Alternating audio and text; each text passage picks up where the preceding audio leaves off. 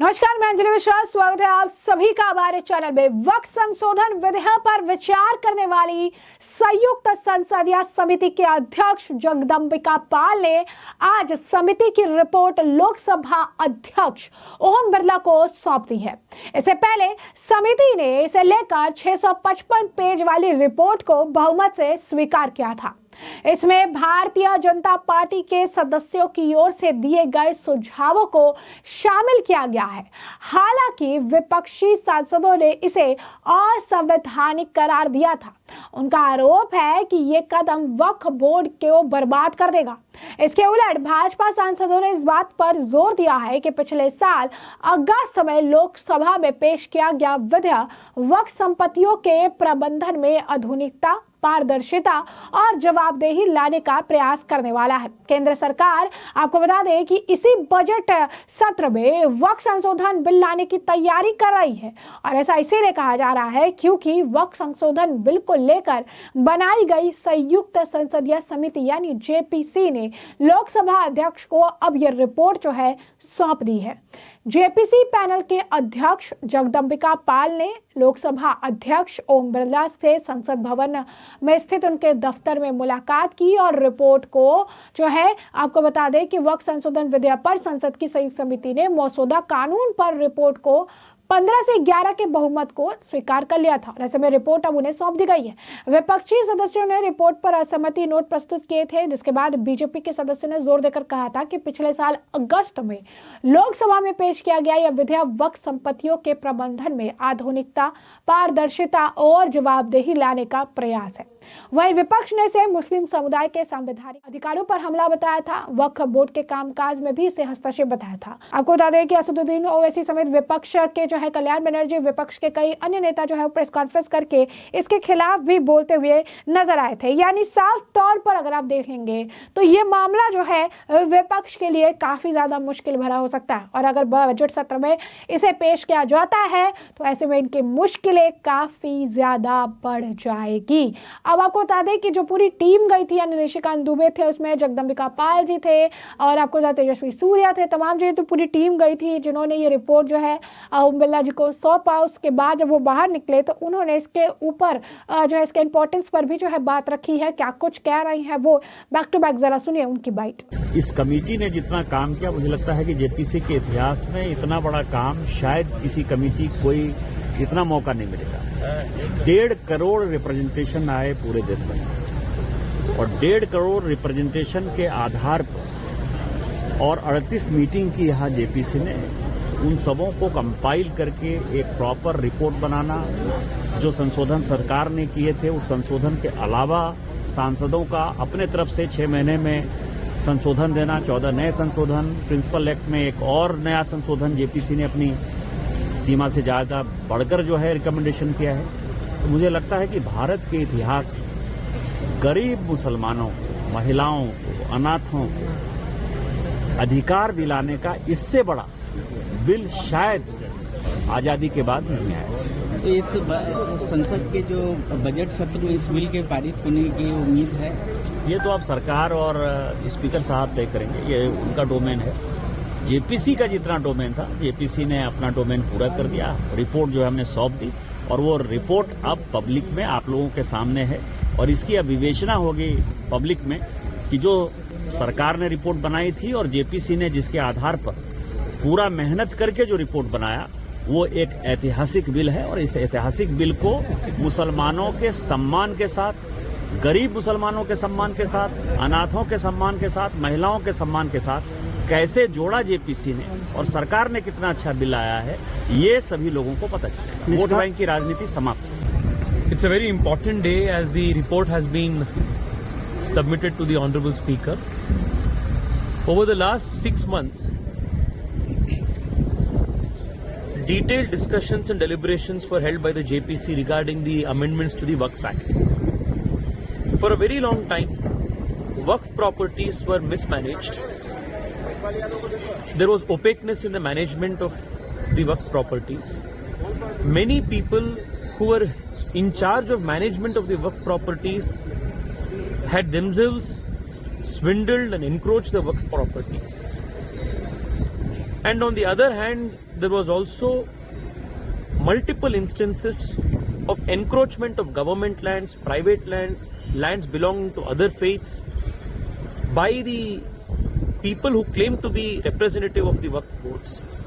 So both these problems have been addressed effectively by the amendments that the government and the members of parliament have introduced in the new bill.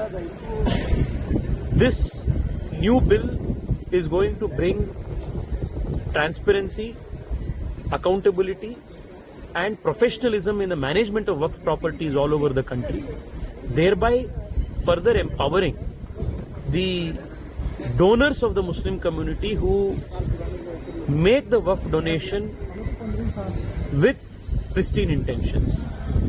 While doing so, it has also protected other properties, including government and properties belonging to other faiths, by illegal encroachment by those who claim to be Waqf board representatives. The abuse of the provisions of the Act will also stop once the new bill will be presented.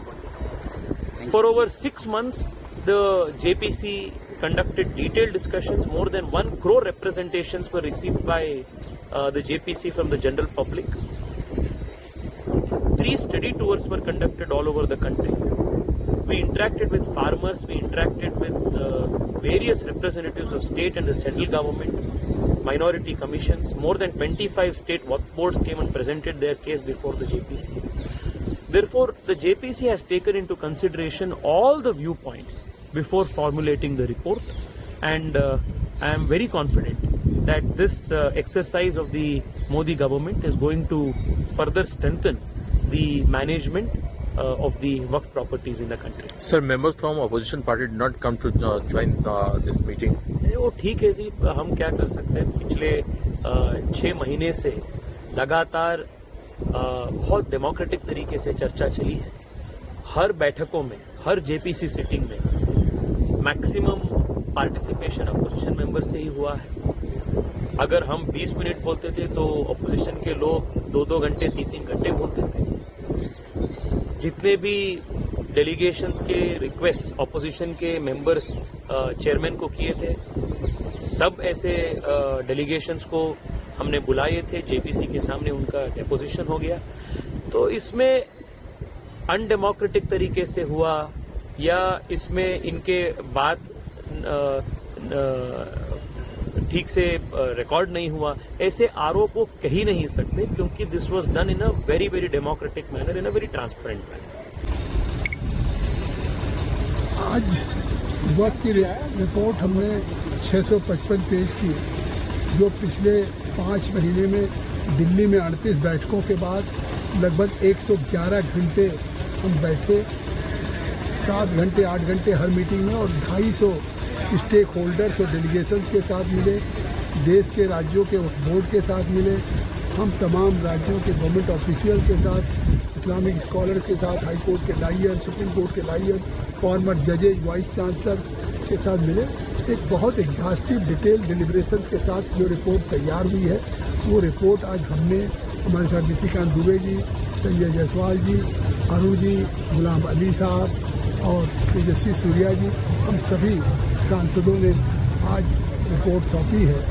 और मुझे उम्मीद है कि जो दायित्व speaker साहब ने हमें दिया था, उसको हमने 5 महीने में सभी देश के तमाम हिस्सों में हमने 3 टूर भी किए, जिसमें महाराष्ट्र, गुजरात, तमिलनाडु, कर्नाटका, तेलंगाना, नॉर्थ में असम, उड़ीसा, वेस्ट बंगाल, बिहार, यूपी, इन राज्यों का भी दौरा किया गया. ये जो सरकार की मंशा थी कि साहब हम वक़्फ़ का जो कानून लाना चाहते हैं, इसको जेपीसी को सौंपने का आग्रह अरुण बिरला जी को किया था. इसलिए कि उस पर डिटेल और डिस्कशंस हो सके सभी हितधारकों के साथ, वो एक अच्छे ढंग से हुआ है. और जिस तरह से रिपोर्ट में हमारे सभी सांसदों ने, जेपीसी के सभी सांसदों ने जिस तरह से अपनी हिस्सेदारी की है, एक योगदान किया है, मुझे विश्वास है कि इस रिपोर्ट के बाद जो बिल आएगा, वो बिल निश्चित तौर से अपने आप में जो एक सरकार की मंशा है संशोधन लाने के पीछे, इसका गरीब को फ़ायदा मिले, अनाथ को मिले, बच्चों को मिले, महिलाओं को मिले, इसका फ़ायदा मिलेगा। सर, विपक्ष के सदस्य आज रिपोर्ट सौंपते समय उपस्थित नहीं थे। सबके अपने इंगेजमेंट्स होते हैं। रिपोर्ट तो हमें सौंपनी थी, मैंने सबको आमंत्रित किया था, जो लोग उपलब्ध थे वो सब लोग आए, लेकिन विपक्ष के भी सांसद सभी क्लॉज बाई क्लॉज की जो सबसे महत्वपूर्ण बैठक संशोधन की होती उसमें आए, उसमें उन्होंने भाग लिया, उन्होंने वोटिंग में भाग लिया अपने संशोधन के पक्ष में। तो ये पार्लियामेंट्री डेमोक्रेसी की जो ब्यूटी है वो, और फिर जब कल एडॉप्शन था तो एडॉप्शन में भी आप सोचिए कि सभी विपक्ष के भी सांसद आए, और कल एडॉप्शन में भी चाहे वो जेपीसी की रिपोर्ट हो 655 पेज की, और चाहे वो जो 14 क्लॉजेज में जो 25 अमेंडमेंट्स हुआ था उसको अमेंडेड बिल हो, उस बिल को अडॉप्ट करने में सब लोग साथ रहे। और फिर एक अच्छे माहौल में हमारी कल एडॉप्शन के बाद मीटिंग ख़त्म हुई है।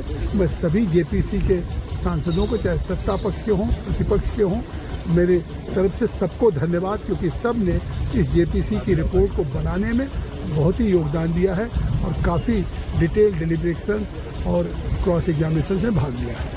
तो जैसा कि आपने सुना कि उन्होंने बताया कि किस तरीके से विपक्ष को परेशानी भी थी, लेकिन उन्होंने बहुत सारे जो ऑब्जेक्शन भी जताए गए, कई सारी चीज़ें जो बताई गई उस पर काम किया गया, और उसके बाद प्रॉपर एक रिपोर्ट जो है तैयार की गई, और इस रिपोर्ट को जो है अब ओम बिड़ला जी को सौंप दिया गया है, क्योंकि इसमें कई सारे लोग जुड़े हुए थे। इस रिपोर्ट को तैयार करने के पीछे भी एक बहुत ज़्यादा समय भी जो है लगा है, और उसके बाद काफ़ी लोगों से सलाह मशवरा भी किया गया है, और इससे काफ़ी ज़्यादा फायदा भी होगा। वक्त में अगर ये संशोधन होता है तो इससे फायदा होगा, कोई नुकसान नहीं होगा। और इस बात को भी उन्होंने जो है इस पर जोर दिया है कि इसमें संशोधन होना ही चाहिए। वक्त की भी मांग है कि संशोधन होगा, तभी इसमें और ज्यादा जो है पारदर्शिता देखने के लिए मिलेगी। तो ऐसे में हमने आपको जो पूरा मामला है ये बड़े विस्तार से बताया कि ये पूरा मामला क्या है।